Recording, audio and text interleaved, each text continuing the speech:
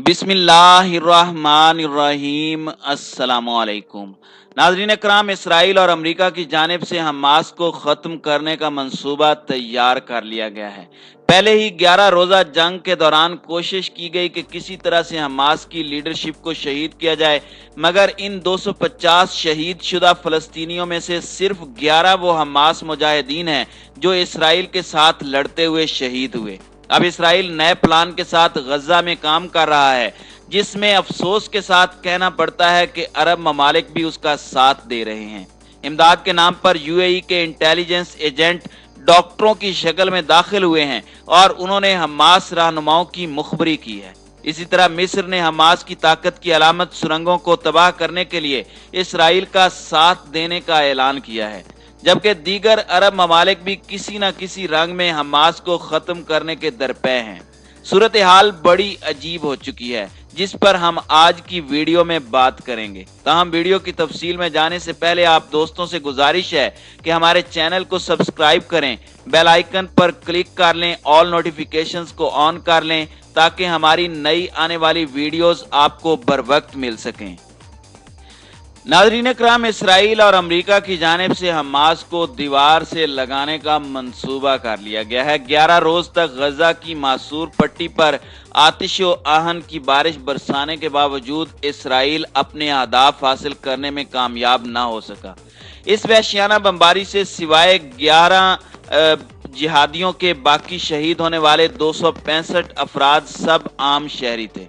Israel का सबसे बड़ा हदफ हमास क़यादत को निशाना बनाना, उनके असला मराकिज को तबाह करना और गजा में कायम ज़ेरे ज़मीन सुरंगों का जाल ख़त्म करना था। तहरीक मुज़ाहमत ने गजा में बड़े पैमाने पर सुरंगों का नेटवर्क कायम कर रखा है। अल जज़ीरा के मुताबिक गजा में ज़ेरे ज़मीन 500 किलोमीटर तवील सुरंगों का पूरा शहर कायम है। मुज़ाहमतकारों की क़यादत और उनका असला भी इन्हीं सुरंगों में है, जिसे तबाह करने के लिए इसराइल ने हालिया बमबारी में बतौर ख़ास अमेरिका का जदीद तरीन F-35 तैयारा इस्तेमाल किया। लेकिन इसके बावजूद इसराइल के साबिक वजीर दिफा का मानना है कि सुरंगों के नेटवर्क को कोई नुकसान नहीं पहुंचा। ताहम तहरीक मुज़ाहमत ने खुद एतराफ़ कर लिया है कि एक सुरंग के दहाने को दुरुस्त निशाना बनाया गया, जिससे फील्ड कमांडर ईसा और नामवर साइंसदान जमाल अज़-ज़ुब्दा समेत 11 मुजाहिद शहीद हुए। इसके अलावा मुज़ाहमतकारों को कोई काबिल जिक्र नुकसान नहीं हुआ।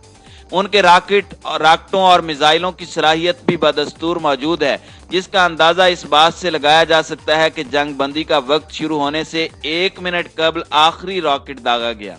अमेरिका और बरतानिया समेत तागूती कुव्वतों की तमाम तर पुष्ट पनाही और इमदाद के बावजूद सेहूनी रियासत ये जंग हार गई है, जिसका एतराफ खुद इसराइली हिज़्ब इख्तिलाफ कर रही है। अगरचे नेतन्याहू ने जंग बंदी का ऐलान करते वक्त मुज़ाहमतकारों के 100 किलोमीटर पर मुहित सुरंग नेटवर्क को तबाह करने का दावा किया, लेकिन उसके चंद मिनट बाद अल कस्साम ब्रिगेड के एक रहनुमा ने बयान जारी किया कि हमारा नेटवर्क खुदा के फजल से कायम और दायम है और मुजाहिदीन इस वक्त भी सुरंगों में मौजूद हैं। जंग में शिकस्त के बावजूद इसराइल को बड़े पैमाने पर माली खसारे का भी सामना करना पड़ा है, जबकि सबसे बड़ी और मुस्बत बात यह सामने आई कि दुनिया भर के अमन पसंद और इंसानियत का दर्द रखने वाले अवाम इसराइल के खिलाफ सड़कों पर निकल आए। इससे कबल तारीख में कभी फलस्तीनी मजलूमों के हक में ऐसे मुजाहरे देखने में नहीं आए। बैनुल अक़वामी शोहरत याफ्ता खिलाड़ियों से लेकर शोबिस से वाबस्ता शख्सियात तक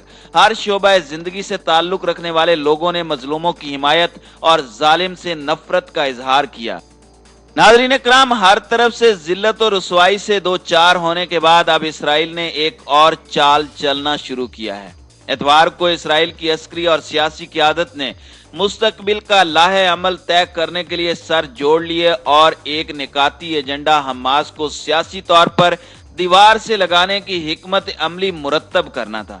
वजीर दिफा बेनी गैंटिस का कहना है कि हमास से सख्त रवैया बरकरार रहेगा, लेकिन मुक्तदरा फलस्तीन पर इल्ताफ व इनायात की बारिश होगी। गैंटिस का कहना था कि मुक्तदरा को मजबूत किया जाएगा ताकि फलस्तीनी अवाम हमास की बजाय मोतदिलुल फतह की तरफ माइल हों। इस सिलसिले में गजा की तामीर नौ का काम मुक्तदरा के जरिए करवाया जाएगा। इसके नतीजे में वो माली तौर पर मुस्तहकम होगी और अवामी सतह पर उसका असर रसूख बढ़ेगा, तो दूसरी तरफ हमास खुडे लाइन लग जाएगी। इस हिकमत अमली पर अमल दरामद के लिए खलीजी ममालिक उर्दन और मिस्र के अलावा अमरीका और यूरोपीय यूनियन से मदद हासिल की जाएगी।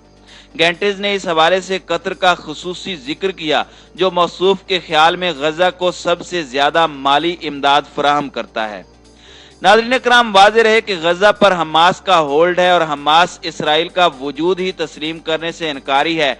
यही वजह है कि अमरीका समेत आलमी ताकतें उसे दहशतगर्द करार देती हैं। हमास चूंकि इख्वानुल मुस्लिमून से ज़हनी और फिक्री हमाहंगी रखती है, इसलिए खलीजी ममालिक भी इसे बर्दाश्त करने को तैयार नहीं। बल्कि 2014 की इसराइली जारहियत के दौरान ये इंकशाफ भी हुआ था कि मुत्तहिदा अरब अमारात के इंटेलिजेंस एहलकारों का ग्रुप डॉक्टरों की सूरत में इमदादी कामों के लिए गजा गया था। उसका असल मकसद हमास के अस्करी मराकज की जासूसी करना था। इससे अंदाजा लगाया जा सकता है कि अरब ममालिक हमास को भी अपने लिए खतरा समझते हैं। इसकी एक वजह यह भी है कि हमास के ईरान से भी अच्छे ताल्लुकात हैं। ईरान उसकी माली मदद भी करता है। हमास के सियासी विंग के सरबराह खालिद मशअल पहले शामी दारुल हुकूमत दमिश्क में रहते थे, लेकिन शामी बशारुल असद ने जब अवाम का कत्लेआम शुरू किया तो हमास के साथ उसके ताल्लुकात खराब हो गए और खालिद मशअल दमिश्क से कतर मुंतकिल हो गए और अब भी वही मुकीम है। बशारुल असद की वजह से हमास के ईरान के साथ ताल्लुकात में भी दरार पड़ गई। अस्करी मुबस्सिरीन का कहना है कि शामी खाना जंगी शुरू होने के बाद ईरान ने हमास की माली मुआवनत भी बंद कर दी है, मगर इसके बावजूद हमास की जानिब से उसका नाम लेकर शुक्रिया अदा किया गया, जिससे अरब ममालिक की हमास से दूरी फितरी अमर है। ताहम कतर अब भी हमास की मदद करने में पेश है। नाज़रीन इकराम, जब गजा में हमास की हुकूमत थी तो कतरी सरबराह दुनिया का वाहिद हुक्मरान था जिसने गजा का दौरा किया था। कतर अब तक हमास को $2.25 अरब की मदद दे चुका है। इस्लामी तहरीक मुजाहमत हमास को चाहिए कि खुद को इख्वानुल मुस्लिमून या ईरान से जोड़ने की बजाय खालिस फलस्तीनी काज तक महदूद कर दे। इस सूरत में तमाम मुसलमान किसी शक व शुबे में पड़े बगैर उसके हमदर्द होंगे। फलस्तीन खुसूसन गजा के बासी तो हमास से गहरा ताल्लुक रखते हैं। हमास भी अपनी पॉलिसी में तब्दीली करे तो उसकी मकबूलियत मजीद बढ़ जाएगी।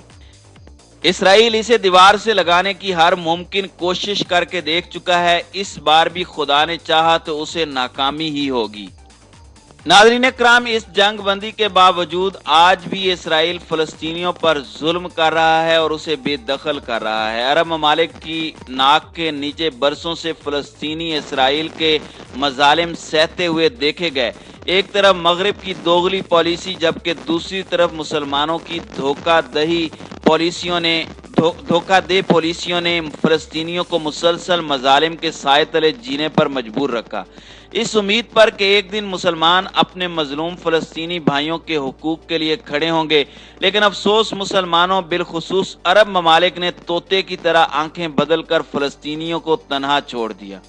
रवां बरस सितंबर में यूएई ने यूनान के जजीरे क्रेट में मशकों के लिए अपने जहाज और जंगजू तैयारे भेजे हैं, क्योंकि मशरकी बहरा रोम में समंदर में ड्रिलिंग के हुकूक पर यूनान ने तुर्की के साथ महाजराई की और व्हाइट हाउस के यूएई और इसराइल के माबैन मुआहदे की अचानक और ड्रामाई ऐलान के बरसों के ढके छुपे ताउन पर सरकारी मोहर लगा दी है। अगरचे इस इत्तेहाद में सेहत, बायोटेक, सकाफत और तिजारत से मुताल्लिक कई इक़दामात मौजूद हैं, लेकिन इसके साथ मुत्तहिदा अरब अमारात के पास इसराइल की जदीद टेक्नोलॉजी को इस्तेमाल करते हुए गहरे स्ट्रेटेजिक, फौजी और सिक्योरिटी ताल्लुकात इस्तेवार करने की सलाहियत भी है। इन दोनों ममालिक के मुश्तरका दुश्मन ईरान ने इस मुआहदे की मजम्मत की है, जबकि तुर्की और फलस्तीन ने भी यूएई पर फलस्तीनियों की एक आज़ाद रियासत की ख्वाहिश को धोखा देने का इल्ज़ाम आयद किया है। आज फलस्तीनी ये शिकायत करने पर हक बजानिब हैं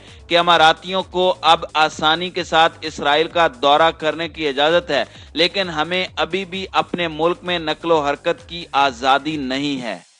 नाज़रीन इकराम, इसराइल के साथ ताल्लुकात मामूल पर लाने वाले अरब रियासतों के कायदीन जो भी कह सकते हैं, उनके इक़दामात का मकसद अमन कायम करना नहीं है और इन सौदों में से कभी भी फ़लस्तीनियों को कोई फ़ायदा नहीं होगा। इन खुद मुख्तार ममालिक ने अपने कौमी मफादात की खातिर उन मुआहदों पर दस्तखत करने का इंतखाब किया है जो फ़लस्तीन के साथ गद्दारी हैं।